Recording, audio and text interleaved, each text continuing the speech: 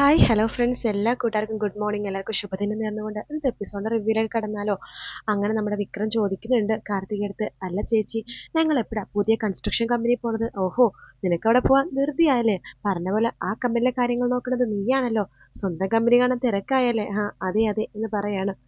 പോകാം, നമുക്കിപ്പോൾ തന്നെ പോകാം എന്ന് കാർത്തിക പറയുന്നുണ്ട്. അതിനുശേഷം കാർത്തിക മനസ്സിൽ വിചാരിക്കുകയാണ്, എടാ കിരണ പോലത്തെ ഒരു അളിയനെ കിട്ടിയത് നിന്റെ ഭാഗ്യോടാ. അത് മനസ്സിലാക്കാൻ കഴിവില്ലാണ്ട് അവനെ വെല്ലുവിളിച്ചിരിക്കുന്നത്. ഇതൊക്കെ നിന്റെ അവസാനത്തിനാണ് വിക്രമേ എന്ന് കാർത്തിക മനസ്സിൽ ഇങ്ങനെ പറയുവാട്ടോ. അതിനുശേഷം അവർ വണ്ടി കയറിയിട്ട് ആ കൺസ്ട്രക്ഷൻ കമ്പനി കാണാൻ വേണ്ടി പോകുവാണ്.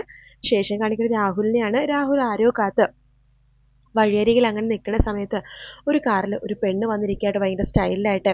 അപ്പോൾ ആ പെണ്ണ് വരുമ്പോഴേക്കും നമ്മുടെ രാഹുലിനോട് പറഞ്ഞു, ഹലോ രാഹുൽ സർ എന്ന് പറയുമ്പോഴേക്കും, നോക്ക്, ഞാൻ വലിയൊരു കർത്തവ്യമാണ് ക്രിസ്റ്റീനെ ഏൽപ്പിച്ചിരിക്കുന്നത് എന്ന് പറയുമ്പോൾ, അതെനിക്കറിയാം സർ, അതൊക്കെ ഞാൻ പുഷ്പം പോലെ കൈകാര്യം ചെയ്യും എന്ന് പറയാണ്. സാർ പറഞ്ഞ പോലെ തന്നെ സാറിൻ്റെ അയൽപക്കത്ത് താമസിക്കുന്ന സാറിൻ്റെ അനന്തരവനെ അവൻ്റെ ഭാര്യേനെയും രണ്ടുപേരെ രണ്ട് വഴിക്കാക്കണം.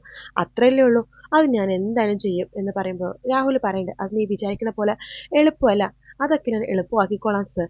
അതെ, ഞാൻ പറഞ്ഞ കല്യാണി എന്ന് പറഞ്ഞവൾ ഒരാഴ്ചത്തേക്ക് ഡൽഹിയിൽ പോയിരിക്കുക, അതിനുള്ളിൽ എന്തെങ്കിലും നടക്കുമോ എന്ന് ചോദിക്കുമ്പോൾ, സർ അവരെന്തായാലും ഡൽഹിയിൽ പോയിരിക്കുകയല്ലേ, ഞാൻ അവരുടെ കമ്പനിയിൽ ജോയിൻ ചെയ്യാൻ പോവാ, പുതിയ അപ്പോയിൻമെൻ്റ് ആയിട്ട് എന്നിങ്ങനെ പറയാം കേട്ടോ. എന്താണ് ആ സമയത്ത് ക്രിസ്റ്റിനെ പറയുന്നുണ്ട്, അതൊക്കെ ഞാൻ 3 മാസത്തിൽ തന്നെ റെഡിയാക്കും സർ. 3 മാസം എന്ന് പറഞ്ഞാൽ ഞാനൊരു ജസ്റ്റ് ഒരു പറഞ്ഞതേ ഉള്ളൂ കേട്ടോ കാലയളവ്. അതിനുള്ളിൽ തന്നെ സാർ പറഞ്ഞ പോലെ സാറിൻ്റെ അനന്തരവനെ ഞാൻ കറക്കിയെടുത്തായിരിക്കും. എങ്കിൽ നീ പറഞ്ഞതിനേക്കാളും നിനക്ക് ഒരുപാട് പൈസ ഞാൻ കൂടുതൽ തരും എന്ന് രാഹുൽ പറയുമ്പോൾ ക്രിസ്റ്റിനെ പറയുന്നുണ്ട്, ഇല്ല സർ, എനിക്കതിനേക്കാളും കൂടുതൽ ഒരു പൈസയും വേണ്ട, പറഞ്ഞ പൈസ മാത്രം എനിക്ക് തന്നാൽ മതി എന്ന് ക്രിസ്റ്റിനെ പറയുവാണ്. അപ്പോഴേക്കും അവിടേക്ക് നമ്മുടെ മനോഹറിൻ്റെ വണ്ടി വരുന്നുണ്ട് കേട്ടോ. മനോഹർ ഇങ്ങനെ നോക്കുമ്പോഴേക്കും, ഇത് അവളല്ലേ, ആ ക്രിസ്റ്റീന, ഇവളെന്താ ഇവിടെ? ഞാൻ മനോഹരനാണെങ്കിൽ അവൾ മനോഹരിയാ. എൻ്റെ പാതയിൽ സഞ്ചരിക്കുന്ന വേറൊരുത്തി. ഞാൻ പെണ്ണുങ്ങളെ കറക്കുമെങ്കിൽ അവൾ ആണുങ്ങളെ കറക്കും. ഇവളും ഈ ബഗാസും തമ്മിൽ എന്താണാവോ ഡീല്? നോക്കാം എന്ന് പറഞ്ഞിട്ട് മനോഹർ അവിടുന്ന് വണ്ടി എടുത്തോട്ട് പോകുവാട്ടോ. അതിനുശേഷം രാഹുൽ പറഞ്ഞപ്പോൾ, ഞാൻ പറഞ്ഞതൊക്കെ ഓർമ്മയുണ്ടല്ലോ, പറഞ്ഞ പോലെ തന്നെ ചെയ്യണം എന്ന് പറയുമ്പോൾ, എല്ലാം ഞാൻ ചെയ്തോളാം സർ. ഞാൻ പറഞ്ഞല്ലോ, ഞാൻ ഇന്ന് തന്നെ അവരുടെ കമ്പനിയിൽ ജോയിൻ ചെയ്യാൻ പോവാം. ഇതിനേക്കാളും വലിയ കേസൊക്കെ പുഷ്പം പോലെ കൈകാര്യം ചെയ്തവളാ ഈ ക്രിസ്റ്റീന എന്ന് പറയാണ്. ശരി, അപ്പോൾ ഇന്നു മുതൽ നിന്റെ കർത്തവ്യം നീ തുടങ്ങിക്കോ എന്ന് രാഹുൽ പറയുമ്പോൾ, ശരി സർ എന്ന് പറഞ്ഞിട്ട് നമ്മുടെ ക്രിസ്റ്റീന സ്റ്റൈലിൽ നടന്നിട്ട് അങ്ങോട്ട് പോകുവാട്ടോ. ശേഷം കാണിക്കുന്നത് കിരണിനെയാണ്. കിരൺ ആകെ വിഷമത്തിൽ വണ്ടി ഓടിച്ചുകൊണ്ടിരിക്കുന്ന സമയത്ത് കല്യാണി വിളിക്കുന്നുണ്ട്. കല്യാണിയല്ലേ വിളിക്കണത്, ഞാൻ അവൾക്ക് എന്ത് മറുപടി പറയും എന്നൊക്കെ ആലോചിച്ചിട്ട് കിരൺ ഇങ്ങനെ ഇരിക്കുക കേട്ടോ. ആ സമയത്ത് കിരൺ ഫോൺ എടുക്കുന്നുണ്ട്. ഹലോ കല്യാണി, പറ. അല്ല എന്തായി കിരണേട്ട ലേലം? കിരണേട്ടൻ ഇങ്ങോട്ട് വിളിച്ചില്ലല്ലോ, ലേലം പിടിച്ചായിരുന്നോ എന്ന് ചോദിക്കുകയാണ്. ഇല്ല കല്യാണി, അത് നമുക്ക് കിട്ടിയില്ല. കിട്ടിയില്ലെന്നോ? അതിന് കിട്ടാവുന്നതിന് ഏറ്റവും മാക്സിമം എമൗണ്ട് ആണല്ലോ നമ്മൾ പറഞ്ഞിട്ടുണ്ടായിരുന്നത്. അതെന്നിട്ട് കിട്ടിയില്ലെങ്കിൽ അതിനേക്കാളും വലിയ എമൗണ്ട് ആരെങ്കിലും പറഞ്ഞോ? പറഞ്ഞു കല്യാണി, നമ്മളെക്കാളും 1 കോടി രൂപ കൂടുതൽ പറഞ്ഞു. അതെയോ? കുഴപ്പമില്ല കിരണേട്ടാ, അത് പോണെങ്കിൽ പോട്ടെ. അത് പോയതിലല്ല കല്യാണി എനിക്ക് വിഷമം. അത് ലേലം പിടിച്ചത് നമ്മുടെ ആ കാർത്തികയാ. അവളുടെ കൂടെ ലേലം പിടിക്കാൻ വേണ്ടി വിക്രവും വന്നിരുന്നു. കാർത്തികയോ? അവര് കൺസ്ട്രക്ഷൻ കമ്പനിയിലൊക്കെ ഇറങ്ങാറില്ലല്ലോ, അവർ ആ വർക്കിൽ ഇറങ്ങി തുടങ്ങിയോ? അതെ, അവരാണ് ആ കമ്പനി പിടിച്ചിരിക്കുന്നത്. അതിന്റെ പേരിൽ ആ വിക്രവും പ്രകാശ് എന്ന് പറഞ്ഞാലും ഒരുപാട് അഹങ്കരിക്കും.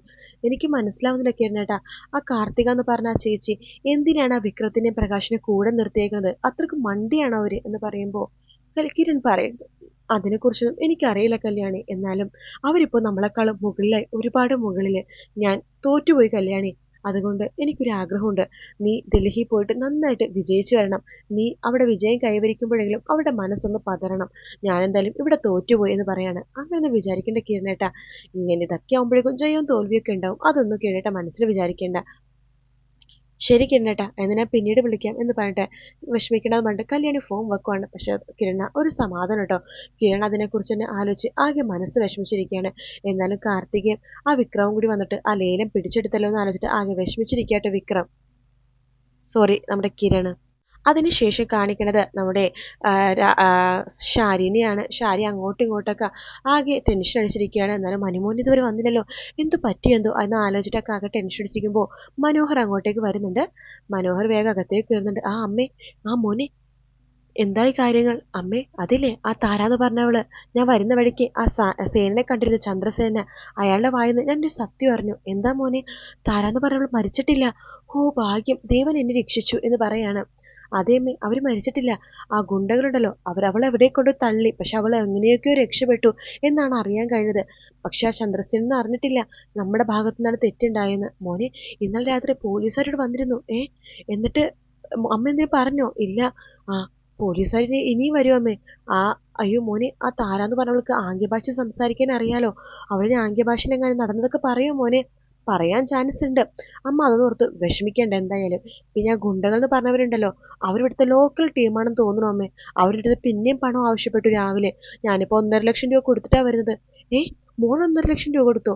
എന്തിനാ മോനെ? ഇതിന്റെ പേരിൽ മോൻ 10 പൈസ ചെലവാക്കരുത്. മോൻ എന്നെ സഹായിക്കാൻ വേണ്ടിയിട്ടാണല്ലോ ഇതിലേക്ക് ഇറങ്ങി പുറപ്പെട്ടത്. ഞാൻ മോന്റെ അക്കൗണ്ട് നമ്പറൊക്കെ എനിക്കറിയാം. ഞാൻ മോന്റെ അക്കൗണ്ടിലേക്ക് പൈസ കുറച്ച് അധികം ട്രാൻസ്ഫർ ചെയ്യാം. അയ്യോ അതൊന്നും വേണ്ടാമ്മേ. വേണം മോനെ. മോൻ പറഞ്ഞല്ലോ മോൻ ഇതിന്റെ പേരിൽ 10 പൈസ ട്രാൻസ്ഫർ കൊടുക്കരുത്. എല്ലാ പൈസയും ഞാൻ കൊടുത്തോളാം. ഞാൻ ഇന്ന് തന്നെ മോന്റെ അക്കൗണ്ടിലേക്ക് പൈസ ട്രാൻസ്ഫർ ചെയ്യാം എന്നിങ്ങനെ പറയുകയാണ്. അപ്പോഴേക്കും അത് നമ്മുടെ സരിയു അങ്ങോട്ടേക്ക് വരുവാ കേട്ടോ. ആഹാ ഇതെന്താ അമ്മായിയമ്മ മരുമകനോട് സംസാരിക്കണത് എന്ന് പറയുമ്പോൾ മനോഹർ പറയുന്നുണ്ട്, അത് വേറൊന്നുമല്ല അച്ഛന്റെ കാര്യങ്ങൾ പറയുമായിരുന്നു. ഓ അത് വിട്ടേക്കമ്മേ, അച്ഛൻ ഇനി ശരിയാവില്ല എന്ന് പറയാണ്. ആ മനുവേട്ടൻ ഇങ്ങോട്ട് വാ, കുറച്ച് വിശേഷമൊക്കെ ചോദിക്കാനുണ്ട് എന്ന് പറഞ്ഞിട്ട് മനുവിനെ വിളിച്ചോണ്ട് സരിയു മുകളിലേക്ക് കയറി പോവാട്ടോ. ഷാരിക്കാണെങ്കിൽ ഒരു സമാധാനമില്ല. ഈശ്വര, ആ താരാന്ന് പറഞ്ഞുള്ള ആംഗ്യഭാഷയിൽ ആ സേനനോട് സത്യങ്ങളൊക്കെ പറഞ്ഞാൽ എല്ലാം കുഴയോലോ. ആ സേനനും കിരണും കൂടി ഇങ്ങോട്ട് കയറി വരുമല്ലോ, എല്ലാം തീർന്നു എന്നൊക്കെ പറഞ്ഞിട്ടൊരു സമാധാനം ഇല്ലാണ്ട് ഷാരി അവിടെ ഇരിക്കുക കേട്ടോ. ശേഷം കാണിക്കുന്ന മനോഹറിനെയാണ്. മനോഹർ ഒരു റെസ്റ്റോറൻറ്റിൽ നമ്മുടെ ക്രിസ്റ്റീനെയും കാത്തിരിക്കുകയാണ്. ആ സമയത്ത് ക്രിസ്റ്റീന അങ്ങോട്ടേക്ക് വരുന്നുണ്ട്. എടാ മൂന്നാർ മുരുക, നീ എന്താടി ഇവിടെ എന്ന് ചോദിക്കുമ്പോൾ, എടി ഒന്ന് പതുക്കെ പറയടി. നീ ഒന്നില്ലെങ്കിൽ എന്നെ മനോഹർ എന്ന് വിളിക്കണം, അല്ലെങ്കിൽ റോഹൻ, അതിലേതെങ്കിലും ഒരു പേര് വിളിച്ചാൽ മതി. ആഹാ അപ്പൊ നീ ഇവിടെ ആ പേരിലാണ് അറിയപ്പെടുന്നേല്ലേ? അതെ. എടി മേരിക്കുട്ടി. മേരിക്കുട്ടിയോ? എടി എന്നെ ക്രിസ്റ്റീന എന്ന് വിളിച്ചാൽ മതി. ഓ സോറി സോറി. എടി ക്രിസ്റ്റി, നിനക്കൊരു കാര്യം അറിയാവോ? നീ ഒരു കാര്യം ചെയ്, നീ എത്ര എനിക്ക് തരുമെന്ന് പറ. എന്ത് തരുമെന്ന്? അല്ല നീ ഇന്നൊരു ഡീൽ ഉറപ്പിച്ചില്ലേ രാഹുലായിട്ട്? അത് നിനക്കെങ്ങനെ അറിയാം? അതൊക്കെ ഞാൻ കണ്ടുടേ. രാഹുലിനെ നിനക്ക് പരിചയമുണ്ടോ? പിന്നെ അയാളെന്റെ അമ്മായച്ഛനാ. അമ്മായച്ഛനോ? അതേടി, അയാളുടെ ഒരു മകളെ കല്യാണം കഴിച്ചിരിക്കുന്നത് ഞാനാ. അയാളുടെ മകളെ ഗർഭിണിയാ, ഏത് സമയം പ്രസവം ഉണ്ടാവും. ആഹാ അപ്പൊ നീ ഇവിടെ നിന്ന് മുങ്ങാനായല്ലോ. പ്രസവം കഴിഞ്ഞാ നീ മുങ്ങുന്നതാണല്ലോ പതിവ്. അതേടി. അതെ, അയാളുടെ കയ്യിൽ നിന്ന് നീ അഡ്വാൻസ് എന്തെങ്കിലും വാങ്ങിച്ചോ? വാങ്ങിച്ചു. എന്താ നിനക്ക് തന്നിരിക്കുന്ന ദൗത്യം? അയാളുടെ അയൽപക്കത്ത് അയാളുടെ എന്തോ അനന്തരവൻ ആരോ ഉണ്ട്, കിരൺ എന്നാ പേര്. അവനെയും അവന്റെ ഭാര്യ കല്യാണിനെ വേർപെടുത്തണം. ഓഹോ അപ്പൊ നീ അഡ്വാൻസ് വാങ്ങിച്ചല്ലേ? വാങ്ങിച്ചു. എന്നാലേ നീ അഡ്വാൻസ് കൊടുത്തിട്ട് പോവാൻ നോക്ക്. ഇത് ശരിയാവില്ല കേട്ടോ. നീ വിചാരിച്ച പോലെ ആൾക്കാരല്ല ഈ കിരണും കല്യാണിയും. അതെന്താടാ നീ അങ്ങനെ പറഞ്ഞത്? എടി, ഭൂലോകത്തുനിന്ന് ദൈവം തമ്പുരാൻ നേരിട്ട് ഇറങ്ങി വന്ന് പിരിക്കാൻ നോക്കിയാലും പിരിയാത്ത ആൾക്കാരാ ഈ കിരണും കല്യാണിയും. നീ വിചാരിക്കുന്ന പോലെ അല്ല. അതാ ഞാൻ പറഞ്ഞത്, നീ അഡ്വാൻസ് വാങ്ങിച്ചിട്ടുണ്ടെങ്കിൽ അത് കൊടുത്തിട്ട് പൊയ്ക്കോളാനായിട്ട്. എടാ അത്രയ്ക്ക് ഭയങ്കരമാണ് അവരുടെ സ്നേഹബന്ധം. പിന്നെ അല്ലാതെ ഈ കല്യാണം എന്ന് പറഞ്ഞോണ്ടല്ലോ, അവളെ ഞാൻ മുമ്പേ നോട്ടുവിട്ടതാണ് എന്ന് മനോഹർ പറയാണ്. പക്ഷേ അവളുടെ കല്യാണം കഴിഞ്ഞല്ലോ, അതൊന്നും എനിക്കൊരു കുഴപ്പമില്ലായിരുന്നു. പക്ഷെ അവളെ ഞാൻ നോട്ടുവിട്ടതായിരുന്നടി. പക്ഷെ അവളുടെ കരുത്തുണ്ടല്ലോ, ആണുങ്ങളുടെ കരുത്ത. ഈ കല്യാണിയും കിരന്ന് പറഞ്ഞവരുണ്ടല്ലോ, അവരെന്നെ ഒരുപാട് പെരുമാറിയതാ. അതുകൊണ്ട് ഞാൻ പറഞ്ഞത് അതൊന്നും ശരിയാവില്ലെന്ന്. എടാ നോക്ക്, ഞാൻ ഒന്ന് ശ്രമിച്ചു നോക്കട്ടെ. ശരി, നീ ശ്രമിച്ചു നോക്കിക്കോ.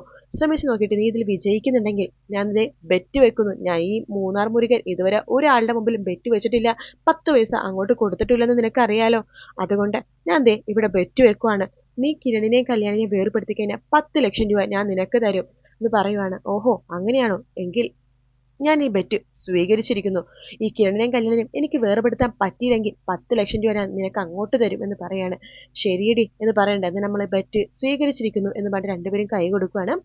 അതിനുശേഷം ക്രിസ്റ്റി പറയുന്നുണ്ട്, അതെ നീ ചെറിയ ഹെൽപ്പൊക്കെ എനിക്ക് ചെയ്തു തരേണ്ടി വരും കേട്ടോ. അതൊക്കെ ഞാൻ ചെയ്തു തരാടി. ഇതിന് വേണ്ടിയിട്ട് എൻ്റെ എല്ലാ സഹായവും നിനക്കുണ്ടാവും. ഈ കിരണിനും കല്യാണിക്കും എനിക്ക് ചെറിയ ദേഷ്യമൊക്കെ ഉണ്ട്. കാരണം ഒരുപാട് എന്നെ ഇട്ട് പെരുമാറ്റുണ്ട്. ആ കല്യാണിനുണ്ടല്ലോ, ആണുങ്ങളുടെ കരുത്ത് അവൾക്ക്. എന്തായാലും ഇതിനു വേണ്ടി നിനക്ക് ഫുൾ സപ്പോർട്ട് എൻ്റെ ഉണ്ടാവും എന്ന് മനോഹർ പറയുന്ന ഭാഗത്തോട് കൂടിയിട്ടാണ് കേട്ടോ എപ്പിസോഡ് തീരുന്നത്. വീഡിയോ ഇഷ്ടപ്പെട്ടെങ്കിൽ ലൈക്ക് ചെയ്യുക, സബ്സ്ക്രൈബ് ചെയ്യുക. മറ്റൊരു വീഡിയോ കാണാം. Bye bye.